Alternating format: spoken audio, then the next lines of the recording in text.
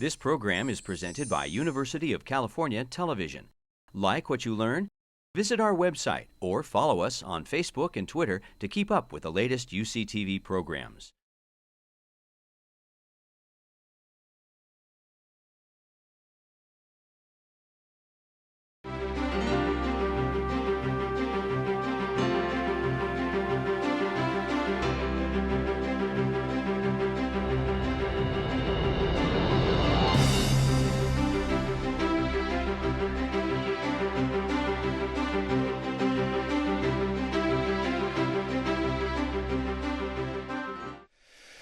Script-to-Screen series, for those of you who have never seen it, is a series where we examine the screenplay from the perspective of writers, directors, producers, production designer, editors, actors.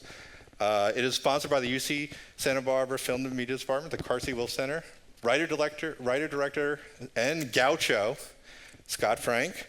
And of course, today, Fox Searchlight was a big sponsor for us because they gave us this wonderful movie. The Grand Budapest Hotel has garnered 9 Oscar nominations. I'm going to try to memorize them. Picture, director, original screenplay, production design, cinematographer, score, costume, makeup. Can't remember. Original score, editing, I believe editing. So we have 2 great guests that are very largely responsible for all the success of the movie. Production designer Adam Stockhausen and producer Jeremy Dawson.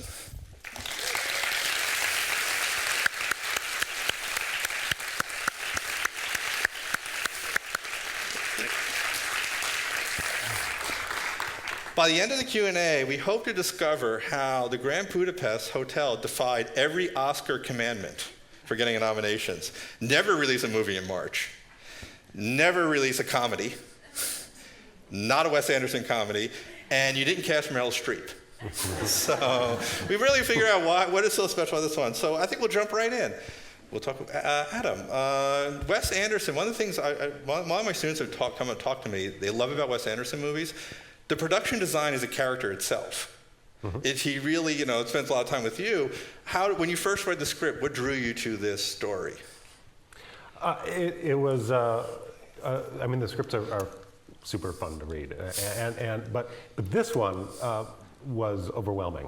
I mean, it's big and it goes places, and suddenly you're in a monastery, and then you're in the mountains, and you're on trains and in jails and prisons, and then there's a prison escape. It's just, I kind of had one of those moments reading it. And that was sort of the first. So you were a little terrified at first? Like, yeah, I got to figure out how to pull all this off. Absolutely. But also fun. And Jeremy, you're as a producer, but you also have a background in visual effects.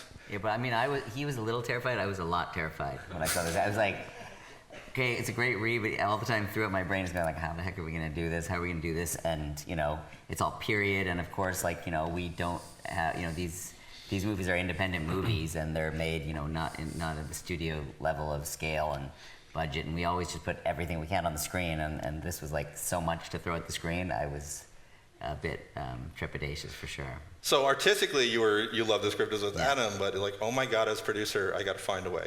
Yeah, exactly. All right, so what was your biggest challenges? All right, so you're in pre-production. What was your initial biggest challenges for your pre-production set design? Well, the big thing is the hotel. The hotel in both of its phases shot right at the beginning of the schedule. So, I mean, that was a pretty big set, and we kind of, it was a race through pre-production to get that thing designed and to get it built, and then to figure out how we were going to do the changeover, because we actually shot the 60s version of the hotel first, and then spent a weekend kind of ripping that away and getting the 30s version of the hotel set up, and then shooting that. And so that was a big challenge, because it was a nice prep, but it wasn't a gigantic prep. And then I think the next challenge was, so then we had the hotel done, but we were all flat on our backs, exhausted, and then there's the whole rest of the movie to do. So we kind of, it was a scramble to get racing ahead again, so that we were ahead of camera to shoot the rest of the film. And for instance, so how did you build the hotel, find the hotel? Was it an existing set? Was it you converted? This is interesting because we I don't know if you guys can hear me. If you can't, just go like this. We knew that, Wes, we knew that where we shot the hotel and what the hotel was going to be the place that we had to shoot the movie. And we also knew that this hotel had to be big and grand enough that we weren't going to be able to just build the entire hotel from scratch. You know, we wouldn't be able to build a lobby that was big enough. Otherwise, we'd end up with something that didn't have the scope that this film needed. So we looked everywhere, and basically the way we looked is first we looked on, you know, on Google, which you guys may have heard of, and we Google scouted in different countries and looked everywhere we could, and we went through every archive and looked for old hotels, grand hotels, and just where they were and were they still open, and was there possibly one that was just like sitting there perfect but the door's locked that they would rent to us for 5 months. And it turned out not to be possible. We got in a van and we drove all around Europe. Like we went, you know, we had a list of places to check out, and we got some location guys, and we went out, and Adam came, you know, on one of these trips, right? We just drove around Germany and Czech Republic and Hungary. And we had a list of like, okay, well, there's that castle that's down in this town. And we'd go to all these places, and we didn't really find anything that was perfect, because either the hotels that we found were in use and or renovated to be functional now, which didn't look right and would have required a lot of work, or we found these grand old buildings, like old institutions and things that were so decrepit that they were amazing if you wanted to have a haunted house movie, but they were not going to work for this movie. And then, you know, one day we were literally on our way back to Berlin on like the last day of our scouting, and we had one more place that we hadn't seen, and the location scout said, "Do you want to go see this department store?" And we said, "Well," he said, "we can see it till 6, and then they're not going to be there." And, "Well, what time is it?" 5:30. "How long does it take there?" "Like 25 minutes." So we got there at 5 to 6, and we walked into that place. And this is Germany, so you could have been like 300 miles away, and it was still only 25 minutes. Yes, exactly, exactly. And Klaus had a heavy foot. Right. But we got to this place, and right away, you know, we could see it had the bones, and it was this big grand space with an amazing stained glass that was from 1906 or 8 or something, right? Mm-hmm. And these amazing marble kind of columns, but the rest of it kind of wasn't really there. But you could see from this, it had the scope and the space and a great staircase, and Wes and Adam were just sort of started scurrying around and taking pictures and thinking. I was like, okay, this may be it. And then of course, you know, these guys were like, okay, great, let's start drawing, let's start figuring this out. And I found out that the building was owned by a bankrupt company that owed like $500 million in some multi-country bankruptcy, and I spent like 3 months trying to get permission to get in there. But once we were there, that became where we made the movie, and everything else had to follow to be near there to make it practical. Right. So we talked a little, you mentioned before, so you found the space, now you're doing your sketches, and you have 2 different hotels, really. Yeah. The old and new. So how does that process work? We have a lot of aspiring students who are curious. How did you start that process where deciding how you wanted to look each one? It really started with maps. You know, rather than getting all bogged down into making a fancy model or even really fancy sketches, which take a big time commitment to do. It was really sort of schematically laying it out and saying, okay, here's the floor plan of each floor of this place, and what are the parts that we want? You know, we know we want a bar, and we want a coat check, and we want a concierge desk, and we want a reception desk, and we want maybe other stuff. Maybe we want a barbershop, and maybe we want, you know, all these things that could go into this Piano. lobby. A piano, yeah. And how do we lay that all out and get the action to flow and get it to start matching up with these thumbnail drawings that Wes is starting at the same time. Wes is starting to generate these drawings of moments that he wants, shots that he wants to have through each of the sequences of the film. And so you're kind of taking those and taking the ground plan of the place and trying to figure out literally a roadmap for how to make that happen.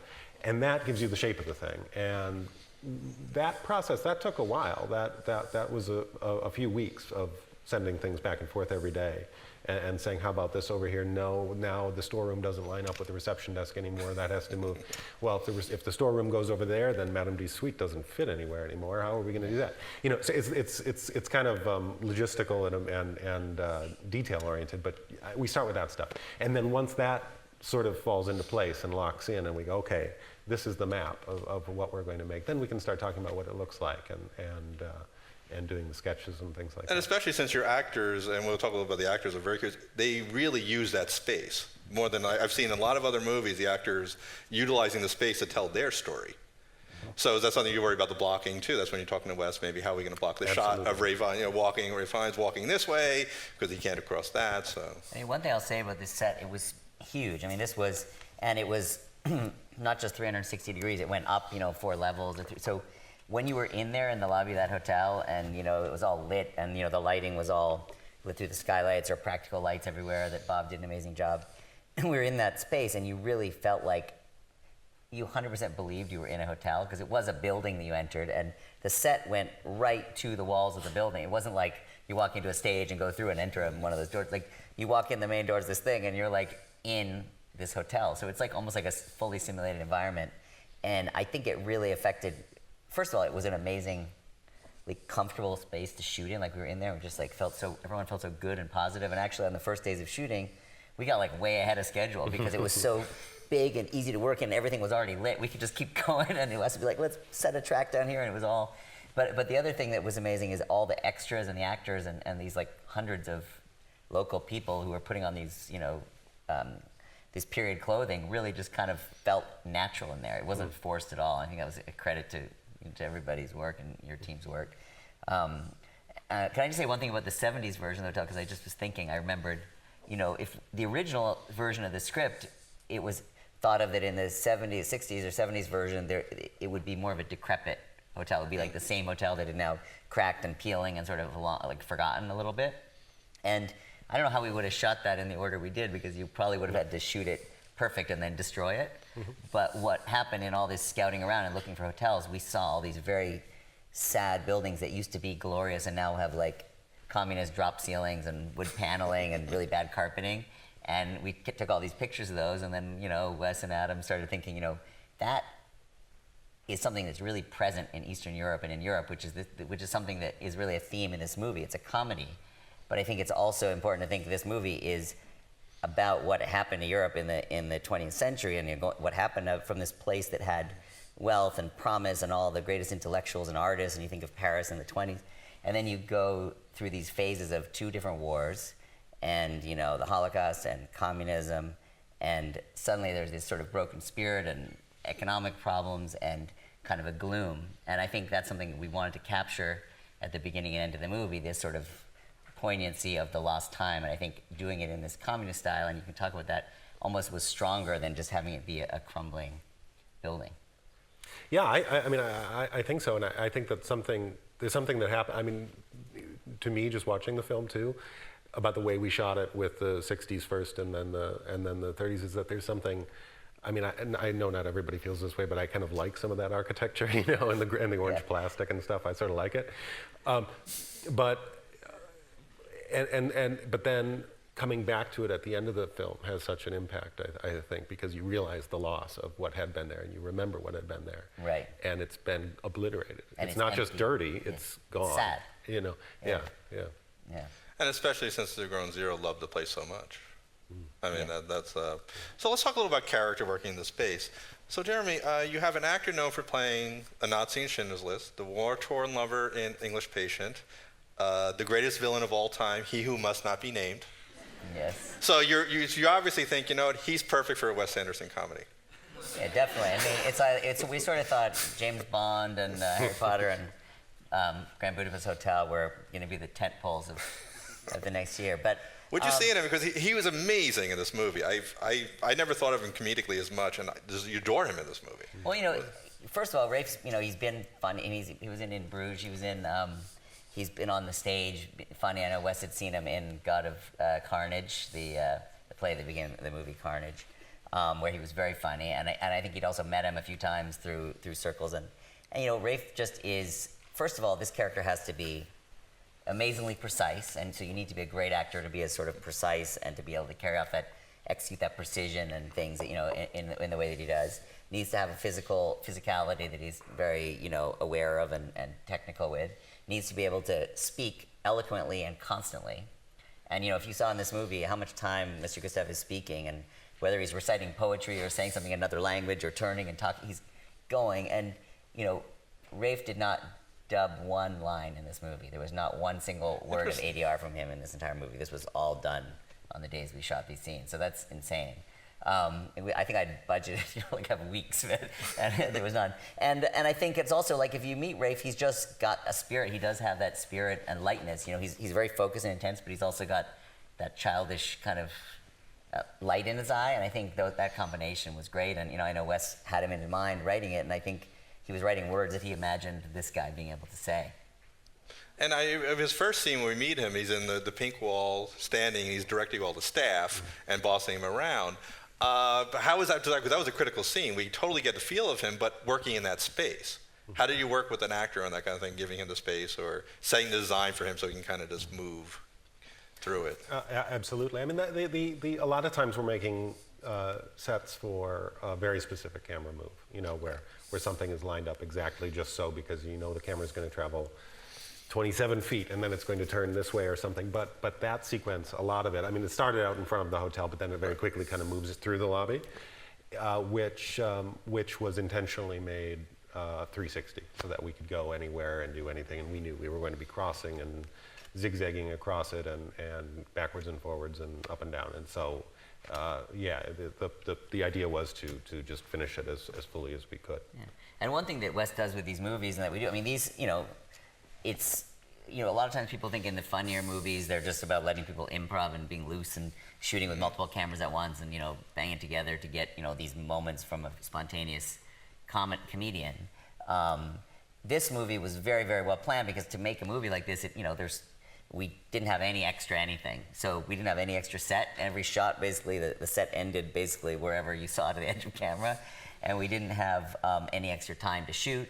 And we just had to be very, very efficient. So to that end, Wes, spent months in advance kind of figuring out how he wanted to shoot each scene. And every time we found a location with Adam, or Adam got location sketches, those would sort of get factored in so that we really knew coming in, like, what was going to be shot where, exactly where the shot would begin and end. And we actually edited together almost like an animatic of the entire film for reference, both for the actors, for the technical crew, for the art department, so that we had a way to know, like, exactly, you know, almost like we could watch a version of the movie that nobody would ever want to watch, but it was an educational version to get us all really briefed and prepared in advance, so that on the day we went to a set, we knew we weren't going to hit that situation that can happen, you know, on some movies where you are going along and you're like, okay, we want to shoot this, you know, we need to go wider, and they're like, well, that's the end of the set, and then you have to change your plan for the day. You know, we had to get the stuff on the days we planned it. We had all this logistics of all these movie stars that all had to come and go from this tiny town in the middle of nowhere, and it was really like a masterwork of preparation. I mean, a lot of stuff we learned from doing Fantastic Mr. Fox, which was an animated film, but we had to prepare everything. And I think this lessons of preparation, and our team, which is like our producerial team and production team and all these creative collaborators who worked with Wes a lot, we've kind of developed systems that work for making the films the way that worked for Wes, and that we keep refining those and we keep making new mistakes and fixing them. But we definitely have gotten good at making our movies, you know, with our team. Yeah, I guess I get a feeling one of the trends in Hollywood is make everything green screen, and there's no way that I don't think this movie can be made on a green screen. The actors would never be able to pull off not feeling the set, feeling the hotel. Right. So let's talk a little about one of my favorite scenes, actually, is the train car scene. It's a really tight space, so you don't have a lot of room, but, you know, who doesn't like the movie Take Your Hands Off My Lobby Boy? The best line ever. Aren't we all going to quote it now from now on? But really, it's the key emotional part. I mean, he's finally seeing a father figure, someone actually looking out for him. For you, how did you approach that scene? Because you didn't have a lot of room, but it was critically emotionally. We sketched it up and made it. I mean, it kind of. We spent a long time in India with Wes on Darjeeling Limited, working in train cars, and so and I art directed on that film. So I spent a long time drawing train cars, and I knew they were small, but I knew Wes was perfectly comfortable with the size, and so that one actually we moved through pretty quickly. The fun part was there's actually 3 different train cars. There's there's the first class car that line happens in. Then there's the sleeper, the sleeper car. Which was really fun, because that one was a trick to figure out, because it all had to be planned off of that little mirror that was about this big. And again, which would be fine if you just built the whole thing. But we try not to do that. If we're not going to see the whole thing, we don't want to build it. So it was trying to figure out what the shot was going to be into the mirror to see what, and then stop. Don't build any more than that. So it was like a one-wall set. We just had one side to it. But it had just enough to get this reflection shot.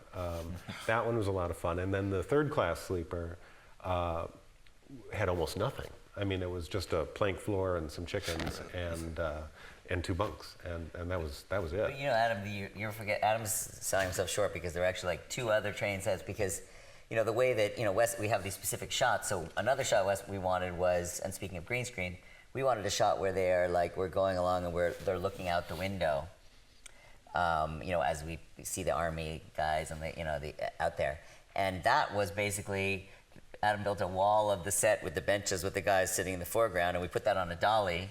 And we literally put a dolly track out in the middle of a snowy field in the middle of nowhere and ran along with that and put the army on the field. So that was another set done on a completely different day. So our AD department had to scramble. And then there was the train when they actually arrived to get on the train at the station, where you see that train pull in and they're running. They have to get out of the taxi and with Bill Murray's car and go up to the top. And that was like a thing where we couldn't find a train or a station we wanted. So Wes and Adam decided they would build a station, and how did you make that? What was that train made out of? Cardboard. Cardboard. It was just a nose. Really fun, actually. That was an example where he's like, we're not going to do any more than we see, so we realized that we need the train to sell it. I need to pull this much into frame, so it was just a cardboard nose of a train. With a steam machine. And it was on a dolly track. A dolly track up there. So, but there were tricks everywhere like this, and I didn't even remember this is what happens when it came on March, but you were talking about green screen. Well, we did also a lot of the times when we saw windows, we did that rear projection. Front projection. We did front projection. We found a front projector, which is an old technique where you use a half silvered mirror and you project the image you want back here, and it's kind of what they used in 2001. Mm-hmm.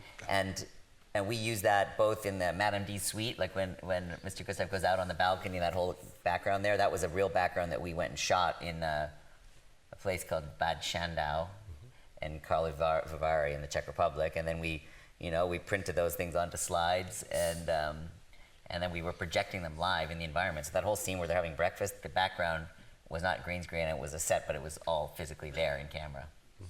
So you mentioned working with Wes on Darlene. Is how much easier now that you've been partners so much? Are you guys just more in sync? You can totally know. I think the process that Jeremy was describing of kind of how we do it has been getting more streamlined, and it's sort of second nature now, and so it's a very quick communication, and it's because he knows what you can do, and you know what he needs, and it's kind of almost like nonverbal, and just like. Yeah, and you just start breaking things down and working through images, and it's great. But on the other side, every single shot is practically a new set. Like the hotel was the one day where we had 5 days to shoot in the same big set or whatever. But as soon as you get anywhere else, it's like Adam was talking about trying to keep up. It's like, okay, today we're at the monastery. Okay, tomorrow we're at the at the manhole cover. Okay, the next day we're at the bathhouse. The next day we're in the atrium, and it was like each thing was like a new set every single day. So. It's never easy because, like all great directors, he has an endless imagination and will try and get the most of his imagination as possible onto the film and into the film. And we all, believe in that vision and really, really have people who are working as hard as they can to get it done. And it's like, we're definitely barely staying afloat. It's just that we've gotten good at barely staying afloat. Yeah, what do you say? But that day where they shot twice as much as they were supposed to in the hotel was a hard one for me because, like I mentioned, we had nothing ready. Yeah, getting ahead of schedule would kill us. Yeah. Especially Wes Anderson. I also love the shot in the lobby where he gets arrested. Because it's actually what all of us would do. We would run in terror, but it was so classical. How much room did you have in that space? Because you had this great, for the set, it was a great moment. Mm-hmm. But how far back could you go? Like, how did you have to build that space for him? Because it was hysterical. It's real. It's what you see. It's what you see in that shot. You see that shot actually kind of shows most of the expanse of that space. And we were standing right by the reception desk, which was it? There was 15 feet behind us. Yeah, there was 15 feet behind us still, but I mean that was. But how deep is it, Adam? Like 200 feet or something? Is it more than that? I think the well of the thing, the opening was about 40 meters. Right. So then you add beyond that, so probably up to about 200 for the whole deal. And they ran up the staircase, and actually the first take they did it. Rafe just kept running all the way up to the top we kept rolling, and we were all in hysterics. I remember because they were just running, and Edward, they ran all the way up to the top, and they came back down, and they're running in some kind of 1930s tap shoes, as far as I can tell, on carpet. Yeah. So let's talk a little about Tony playing Zero. Obviously, how difficult was casting that part? Because you have to have someone who can keep up with Voldemort. But Said it. But no, you had to find somebody who can actually match acting chops. But he's a younger actor. So what did you see in him? I mean, that was the biggest weirdly enough, the biggest casting challenge was not assembling a list of the most amazing actors in the world that I can't even count on two hands. It was really trying to find somebody to be that Zero character, because he's on screen 80% of the movie. And so really we just sort of thought, we did a really good search for unknowns on Moonrise Kingdom, and Wes has been amazing at casting. I mean, whatever, if you never saw Owen Wilson and Luke Wilson before in a Wes Anderson film, and even Matthew Gray Goobler, who's on Criminal Minds, was a tiny intern character on Life Aquatic. So we have all these, he's very good at sort of seeing and having faith in people, that they can do whatever it is he imagines, whether it's an actor or even a crew member. But we knew we needed to look for 2,000 options to find the right guy until we found him. And so he scripted as somebody from this fictional country that may or may not sound like it's somewhere in North Africa or the Middle East somewhere.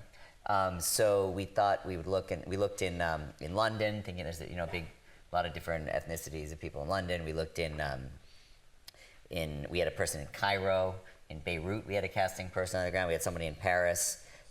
We had somebody, and we were looking all over the U.S. and Israel. And one thing is, the person needed to be able to speak, without much of an we didn't want someone who had a French accent. That wouldn't make sense, And but we looked around, and we kept finding people, and we were doing street casting and finding guys in pool halls and whatever, and anybody who, we knew we'd done a good job when Octavia, who's one of our associate producer who lives in Paris, she went up to some guy in a pool hall in Paris, and she said, "I want to talk to you about this movie." She's like, "Oh yes, I already auditioned for it." I was like, what?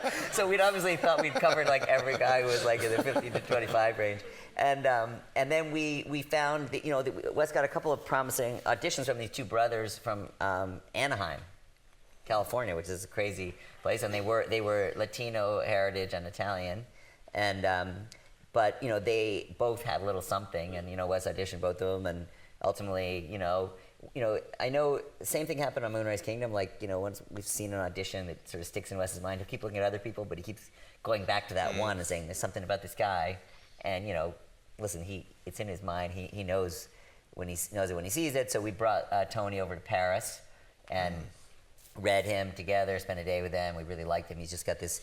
The thing about him is he'd never been to Europe before. He shows up to Paris by himself, 17 years old, and he did not seem nervous to be having dinner with us and hanging out and spending the whole day. And I think that really kind of sealed it, because Rafe could be intimidating someone. He's one of the best thespians out there, and it really worked. And also, because there was this a mentor-mentee relationship, I think it was I think Rafe took that seriously, and Tony took it seriously, that he could learn, and that actually helped the way the duo played on film.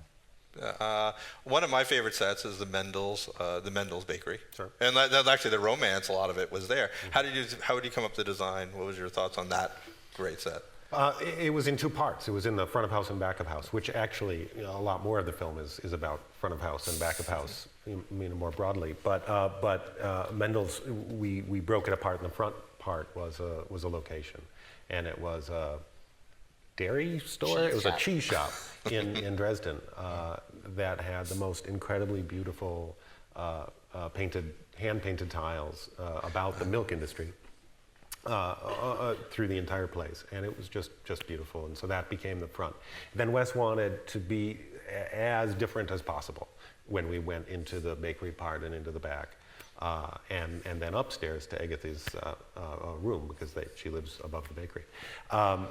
And so there was this building in the town. It was kind of in the square where we were working a lot, and we started doing a lot of different sets in this space, and Agatha's bedroom was upstairs, and In a real attic. in a real attic. And we did the confessional in there, and we did the back room of Mendel's, and about 10 other sets in there as well, I believe.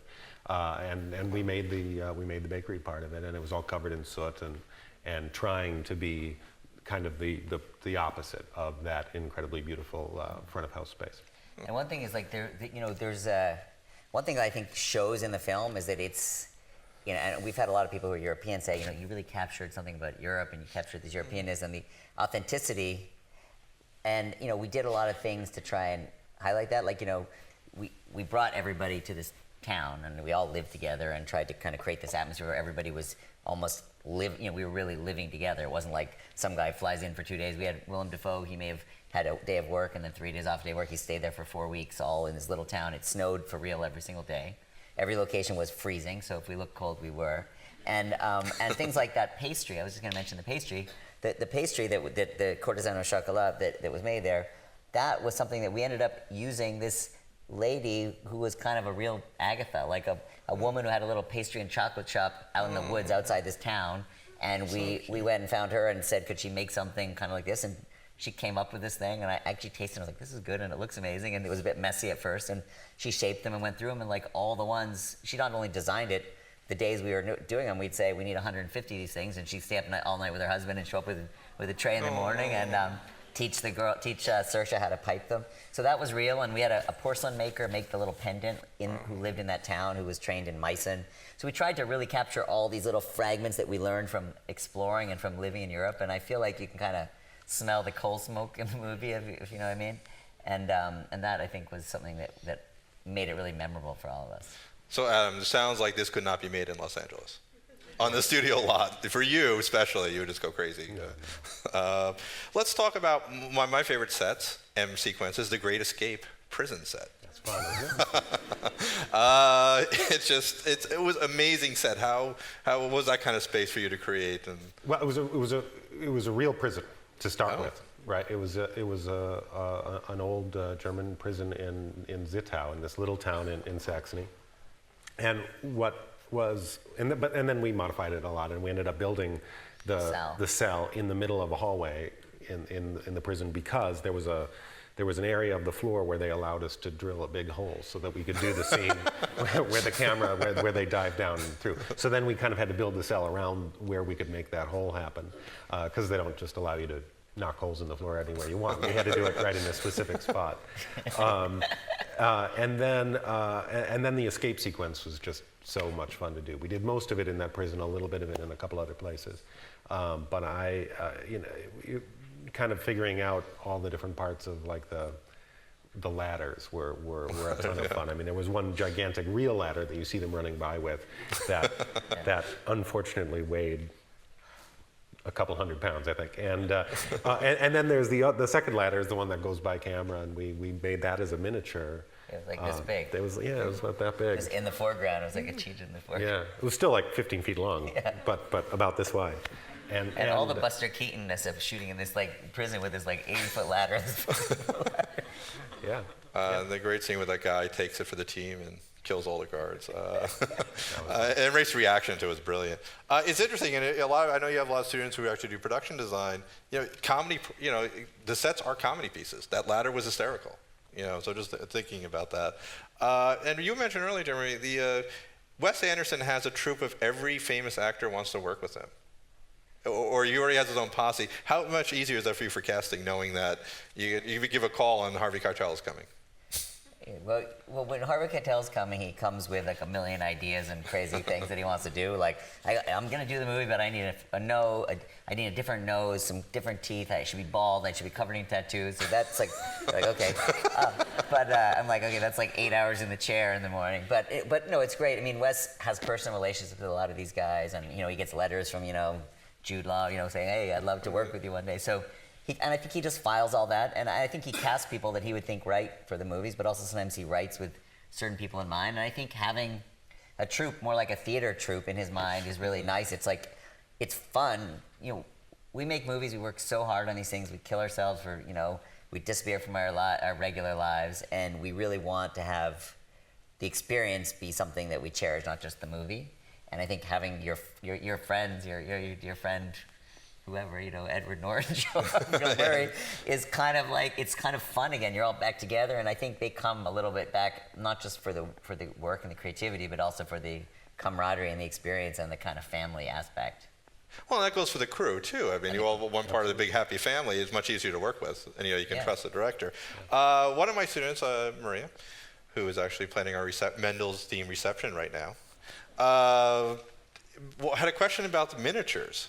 You had a lot of miniatures in this movie. How was that for you, for the design point? Would it give you more creative space, more things you can do, or? I think it did. I think it did in the vocabulary of the film. Yeah. How it was for me, this really, it's good that we're both here. This is great because Jeremy has so much more experience with this coming out of Mr. Fox, and we started in full scale doing this a little bit in Moonrise Kingdom with the flood sequence, but here it became a really big part of the film, and we had a miniatures construction team right alongside the full-scale construction team, and so we were building the exterior of the hotel and the funicular and the observatory, excuse me, right concurrently with the rest of the scenery. But what was great was oftentimes I started in visual effects background, so my first movie with Wes was Life Aquatic, and that we built a bunch of miniatures and things, but the standard way you work in the visual effects world is you shoot the movie, and then everyone's gone, and then you do the visual effects stuff, and because you've got a year of finishing a movie. But in this case, we tried to time it out that basically we'd be ready to shoot the miniatures the day that we wrapped principal photography, so that Adam could be designing them, because if the art department's not designing them, they're from a different world. He designed them, we were building them concurrently, and he was able to check on those builds as they were checking on the sets, which were mostly being done in Berlin, so they were checking back and forth. And then when we shot them, we just had so much fun shooting them because it was like silly. Like, when I got the script, one of the things that was terrifying, and Wes kept saying, was like the Alpine sequence, as we called it. And we still hadn't figured out how to do this thing. And if you look at the locked budget of the film, it just says like Alpine, X $100,000, whatever it was. And we were like, well, maybe we're going to go to Switzerland after we're the second unit team, or maybe we'll get a stunt skier, or maybe but anyway, we'll figure it out. And at one point, Wes is like, maybe we'll just do them with animation. And I was like, what? So the hotel was already going to be a miniature, and the observatory, but he was like, for the skiing stuff, maybe we'll just do it with a little puppet. And I was like, okay, well, is that going to work? But he has such a mind for it, and so we started these guys experimenting, and literally we were doing stuff, and this is kind of maybe a good lesson for you guys as film students, but we were doing things the same way you would probably do it, and if you were just trying to figure it out yourself. Like, we took a camera, we said for miniatures, you want to make it look like it's a POV of skiing. A real guy's head is, a camera might be 4 feet up. If you want it to be a miniature, you have to have the camera much lower to the ground. So we took a red. Those were shot on a red. The rest was all on film. We turned it upside down. We drilled a little plate for it and put 4 like skateboard wheels on it. And we had the camera lens like this side above the ground. We attached a stick to the back of it. We put down this cotton, like rolls of kind of the cotton used for dressing set. And we cut broomsticks, and we bought some trees from a nursery and put all the branches on it, and we literally popsicle stick little huts and signs and just rolled it through there. And that's how we did. I mean, that basically is it. And of course, we added smoke and steam, and we added the animated guy composited in sometimes. But really, we were using pretty low-tech techniques, and I think it was just trying to keep the sensibility and the design consistent that makes you not jump out on those. And it brings a comic aspect, obviously, because the things are like ridiculously fast for realistic physics. Right. You guys are in Santa Barbara, you don't know skiing, maybe. So, Jerry, I made a joke earlier about the Oscar, what's going on with then. How's been the experience with all the nominations and all your team getting so many accolades? How's that experience been for you?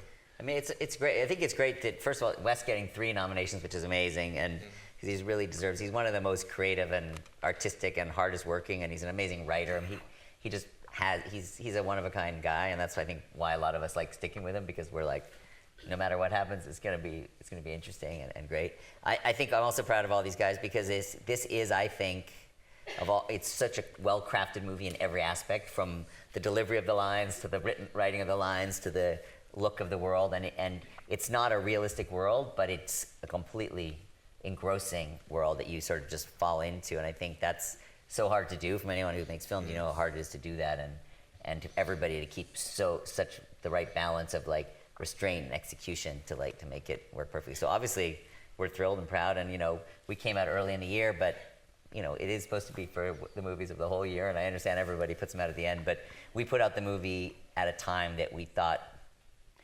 Berlin was the perfect launching place because we made the film in Germany. It's winter in the movie, and also we just wanted the movie to do well. I mean, when you make a movie, the worst nightmare would be that no one ever sees your movie. So for us, it was getting it out, but we're obviously thrilled that this has happened, and we'll see how it goes from here on in. Yeah. Last year we had John Ridley here, who won the adapted screenplay for 12 Years a Slave, and he was glowing about your production design. How was working on that movie?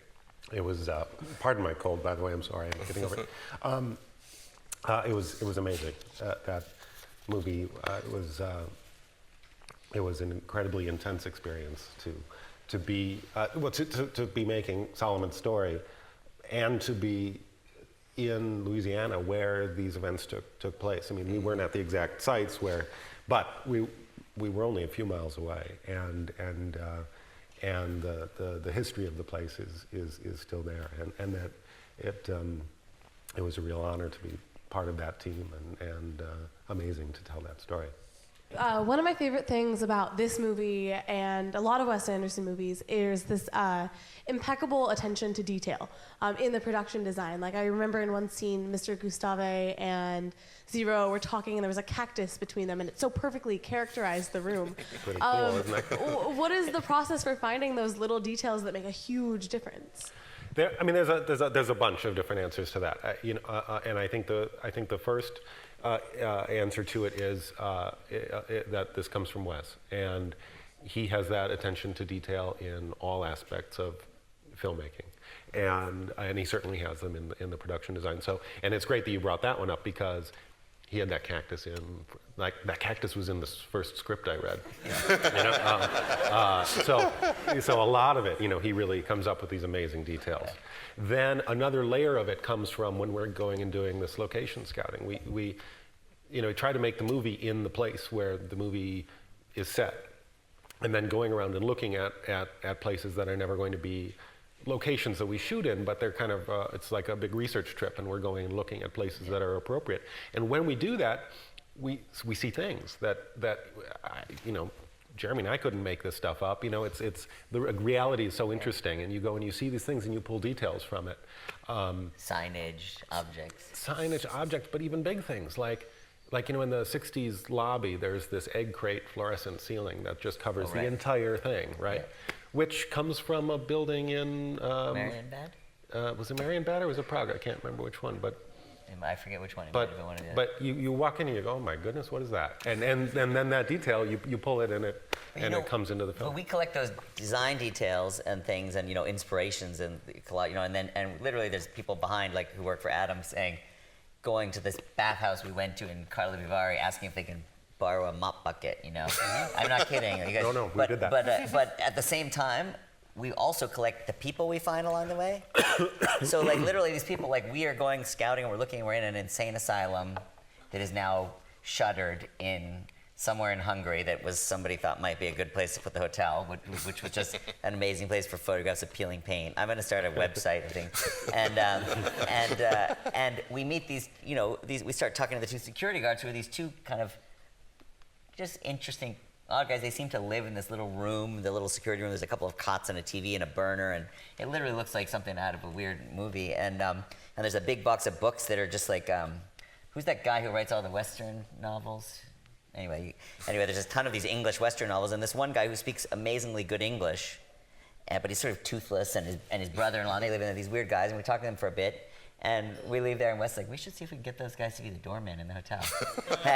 So we actually brought these guys to Germany from Hungary and gave them these amazing purple coats and things, and they spent a month with us or whatever, and they're in the movie, and everybody, all these bit parts in the movie, they're all cast by, the guy in the guy who was banging on the vending machine in the 60s hotels, a guy that came up to us in a museum in Germany when we were looking at for painting, and he came up and he was we just bring all these people in. So it's really a pastiche. Yeah, and it's like a pastiche of our experience, and that's partly, to me, what makes it fun and memorable, because it's like you see the movie and you're like, you just reminded of everything you did to make the movie, and it's cool, and it's natural, and it's original, but it's also specific, and you know. Hey, here, down here. Could you please tell us a little bit about the process of raising finance for the film, especially with regards to shooting in Europe and maybe tapping into European funds, and whether that was kind of like a reason for shooting in Europe or shooting in Germany in particular? I mean, I think a lot of, I mean, we've been lucky enough, Wes has been lucky enough that, you know, we have another producer who, Stephen Rails, who's been part of our team for a while, and he has a production company that has been, you know, really supporting the creativity that Wes is making. So we've been in a good position to find the financing, you know, because, you know, for the last couple of movies. But I do think, you know, when you're looking where to shoot, the calculus of whether or not the tax credits and the incentives apply, I think, you know, from my mind, it's always in our mind. Like, we're always calculating and thinking this versus that. At the same time, with somebody like Wes, it's like, we're not going to shoot the movie, you know, we're not the kind of doing like runaway production type of thing where we're going to go somewhere because we're going to save a buck. We're going for a place where we can find that building and that guy with the crooked teeth and that thing that we aren't going to find anywhere else. So I kind of think, like, if we hadn't found that, you know, we went to Germany because we found that building in Germany. Yes, once we were there, did we access all the incentives and things that we could access? Of course we did, and that became something, you know, you want to make it as efficient as possible so you have more money to do everything you need to do. But that wasn't, and I don't think with a West movie it would be a deciding factor. With other movies, obviously, it's, you know, you're in a different scenario. But I think, you know, it's not a compromising kind of vision, so I think we always want to do the best version of what we can do, and we're going to do that in the place that feels right. And also, that's a place that you want to spend some time, because you're going to spend a lot of time there, so you want it to be an interesting experience. So we have a lobby boy question. If you could please stand, that would be awesome, because that's the most awesome outfit I've ever seen. This is my Halloween costume. Now, you wear that normally, right? Pardon? You wear that normally, right? That's Oh, yeah, the shirt usually and suspenders. Now, my question was, what do you guys do with all the costumes and the props when you're done filming like what? I mean, yeah, I mean, I'll take them, sure. And also, if you're collecting people. I think it'd be too big for you. I think the costumes might be a little too big for you. You know, there's some actually that get displayed. Like, we've got, Adam can talk about the props, but costumes, you know, a lot of them Wes has kept in an archive, and I'm hoping one day, I'm sure we'll have some amazing, you know, show of them. Me too. But there's also, they get shown in, like, I think some of them are going to be on display at this FIDM, but I don't know what that stands for. Maybe Kelly can tell us. But there is a Costume Institute sort of display of a bunch of the costumes from the films this year that's going up in a week, I think, in LA at the Hollywood Museum. So you can see some there, and they're also well made. And you put so much work into them, you don't want to like throw them away. So we just keep them. And the props, I mean, some get given away. Same story. Some are archived and some are given away. And some everybody takes a key souvenir for themselves. That, you know, our houses are cluttered, looking like, you know. Yeah, and then the bigger pieces of scenery get broken up and recycled as best they can. I really wanted the train car in my house. I was kind of coveting it. I talked about it. In the end, I think I took like that little pouch that goes on the wall. Yeah? But then but I didn't know what to do with it once I got home because I didn't have a train car to put it in. But you know, you do see these things and they look so good. They're not like, you look at them this close and they look good. And I'm always thinking, like, how can it be that hard to renovate your house when Adam built this like this week? And so I was sort of thinking I could have a train car like guest room, but I didn't get around to it. Well, we always end our show with the same question. So, Jeremy, is there any, growing up, we're a movie theater, do you have any special movie theater experience? Do you remember seeing a movie in the theater that really grabbed you? Or? Yeah, I mean, I've of course seen movies in the theater. I used to go I was in that era, it was like 250 Tuesdays. But I actually, I think the one that kind of blew my mind the most, just when I sort of saw a movie as a different thing than just seeing movies, was when I went, when I was too young to see Blade Runner with a friend's birthday party. He was like a bit of a nerdy older kid. And they took me to this birthday party. I saw it at the Vogue Theater in Vancouver where I grew up. And I saw Blade Runner. And I didn't really know what I saw. I just kind of, I felt like I was suddenly in this world. And I left there kind of, and I can still remember the feeling of walking out of that theater now. Adam, what about you? Anything? For me, you know, the very first movie I remember going to see in a theater was Star Wars. Which was a pretty good, you know. It's a pretty good start. It's a pretty good movie experience. How many times did you go? I think I ended up going 4 times total, but that very first time was my first time in a theater. I had to, like, you know, sit like that on the seat to see over the person in front of me. It was great. And pretty awesome production design. Yeah. Before green screen, because if I'm not mistaken, most of it was real sets. And original. a lot of miniatures. Miniatures, yeah. Well, I mean, all right, so I want to thank you all for coming. We have...